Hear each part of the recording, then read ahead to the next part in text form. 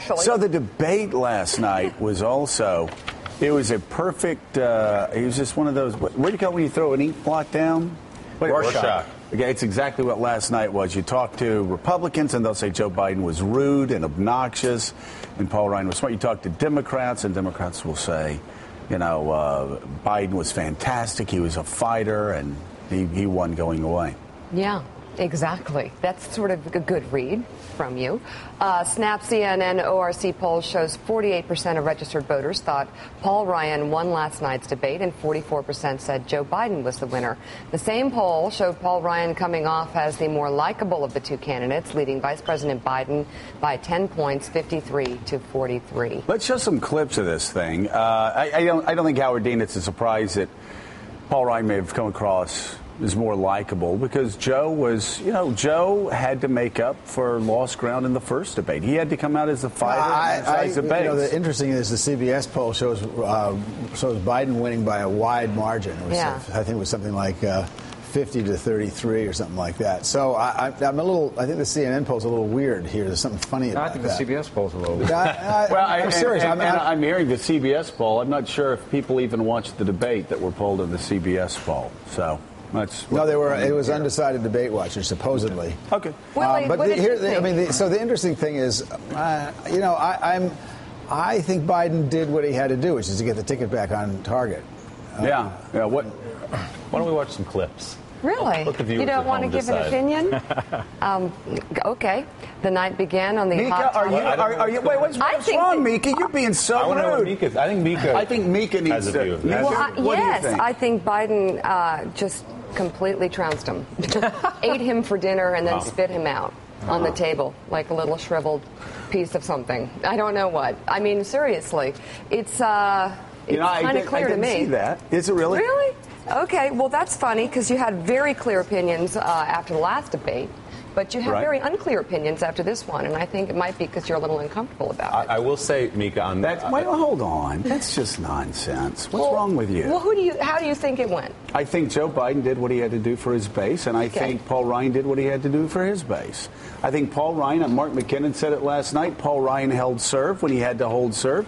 And Joe Biden went out and he was John McEnroe, throwing the racket, fighting, screaming, yelling at the ref, proving he had heart. Right now, the Democratic base needs an excuse to believe, and I think Joe Biden gave that to him last night. I think it was very good for the Democratic ticket. I think in the long run, Mark McKinnon, it wasn't so good for Joe Biden. If he wants to run for president, I think he did his job, which was to fire up the base, show some passion. Ryan also did his job by making it clear that he is calm and competent, and that he could hold the job and sit in the big chair. The question is, what happened for those voters in the middle? And I think in this case, most of those voters have a view or an opinion. They've seen Joe Biden. They hadn't seen Paul Ryan before, and I think they liked what they saw. That was reflected in the polling and research after the groups, that people liked Paul Ryan. They thought he was competent, that he was calm, and he could handle the job. Did he look, Al Hunt, too young next to Joe Biden? Joe Biden, I think that was part of the strategy, too. Laugh at him, dismiss him, make him, marginalize him. Did that work? No, it didn't. I thought Ryan was fine. I don't share Mark's view that people out there were suddenly clamoring for Paul Ryan in the Oval Office. But he certainly held his own. But the story was all about Joe Biden. That's what last night was. And the reason, Joe, you're right, and the reason it was so important was not because he trounced him, or not because it was a repeat of Romney, Obama, except the other way around.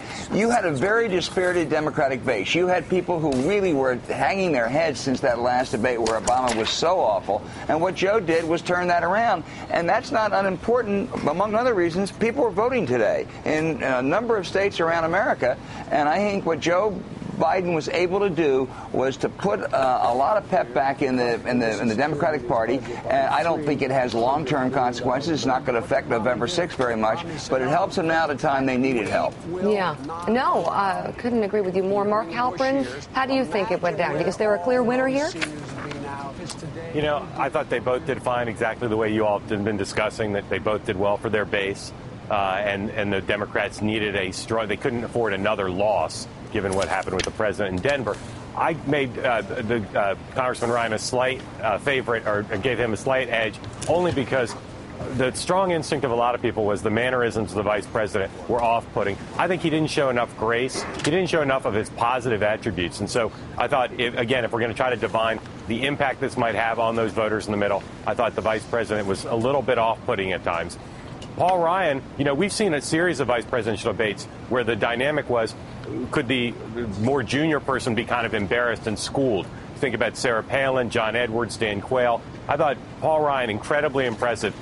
Biden dominated the debate, but there wasn't a moment where Paul Ryan had a deer in the headlights look, and I think that's pretty significant for him, both in terms of getting through this, but also his long-term future. I think, though, there was one moment that was bad for Paul Ryan, and you could tell Joe Biden was ready for it, and that was regarding the stimulus program he was against. He said, but I got 2 letters from you asking for money. That was painful. And Paul didn't really have an answer to that. I think Joe Biden's low point was where he just out and out did not get the Libyan story right. Willie, we've been talking about Libya. He said, man, nobody asked us for more money. Yeah. Well, they had just had and all we got was they had just had a hearing saying that we begged the State Department for more money, and we knew we were in trouble. It continues to amaze me, and not just me, but many people that they can't, from the president to the vice president to the U.S. ambassador to the UN, they can't get a coherent story about what happened now more than a month ago. Yeah, and all the vice president said was, we're going to get to the bottom of it. And I love what Peggy Noonan said. Oh, good.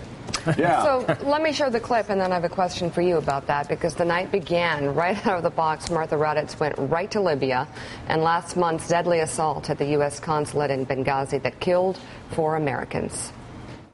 It took the president 2 weeks to acknowledge that this was a terrorist attack. Look, if we're hit by terrorists, we're going to call it for what it is, a terrorist attack. This Benghazi issue would be a tragedy in and of itself, but unfortunately, it's indicative of a broader problem.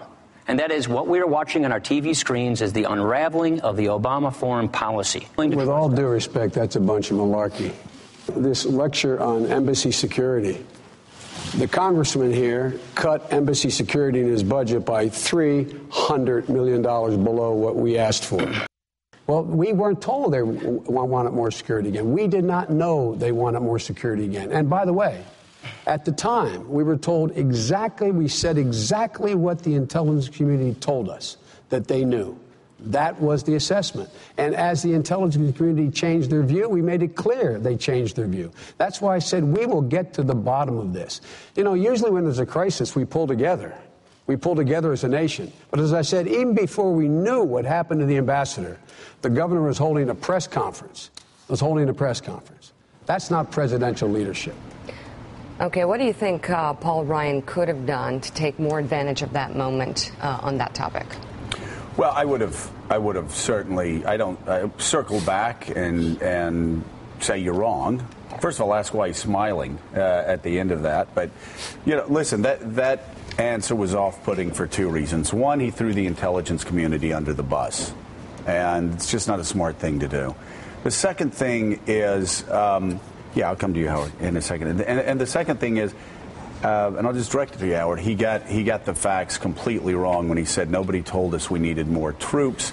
The State Department was told. We heard this. The people that were on the ground were begging for more troops, and they didn't get them. So here's the problem. Is we talked about this before. If you want to see who wins the debate and who doesn't, turn off the sound and watch them. On that clip, Ryan was a disaster. He does have a deer in the headlights, and Biden is standing there making his points. Biden in that clip. I saw Biden as a president of the United States talking about security, which is something he knows far more about than. This one right here? Yeah. What I see in Paul Ryan all he said was we're going to get to the bottom, and it doesn't matter. It doesn't matter what you said. It's like Romney making up all that stuff 2 weeks ago about the $5 trillion.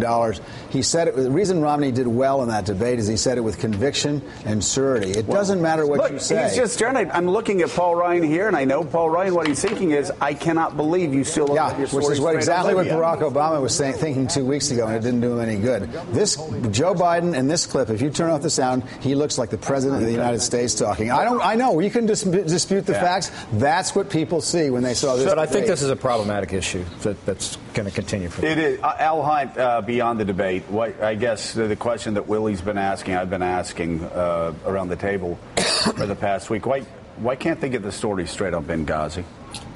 Well, no, they can, and I happen to agree with you, Joe, and not Governor Dean. I did not think it was a great moment for Joe Biden. I thought he was actually a little faltering on occasion because the story is very complicated. I thought that was really one of his low points.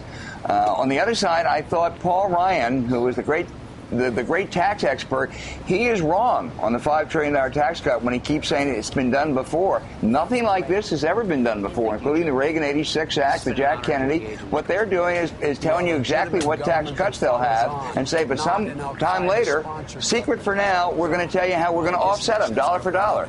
That's something that's never been done before, and Paul Ryan's going to get caught up on that more as we go on. Mark Halperin?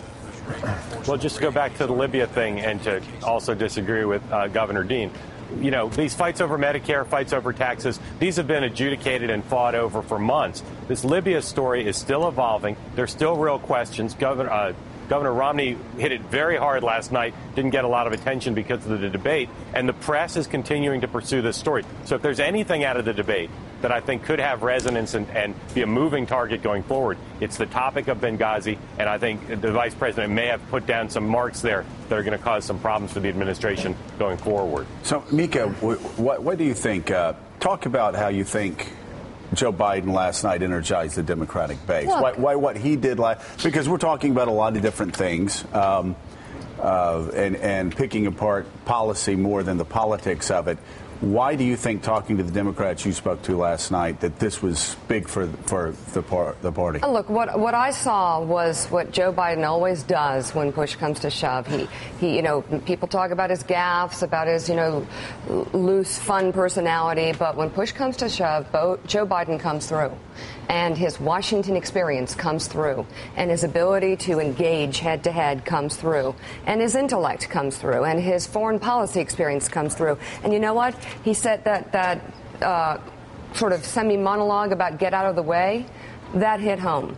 Going after the 47% line, that hit home. He did everything that you kind of wished you saw in the last debate.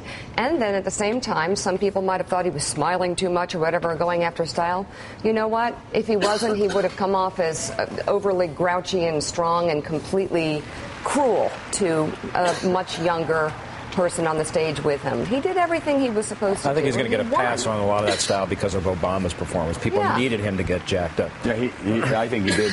I think probably, Willie, he did what he had to do for the Democratic Party. I don't think he helped his own image, but I think he did what he had to do. He was a great team player. I think they both, in a way, did what they had to do. Joe Biden didn't really do any damage to the cause of the president, and Paul Ryan sat on the stage. Those of us who cover Washington and politics know Paul Ryan. We've seen him in different settings, but most of the country has never seen him on a big stage, and I think many people would say he sat there, he held his own, he went toe-to-toe with the Vice President of the United States.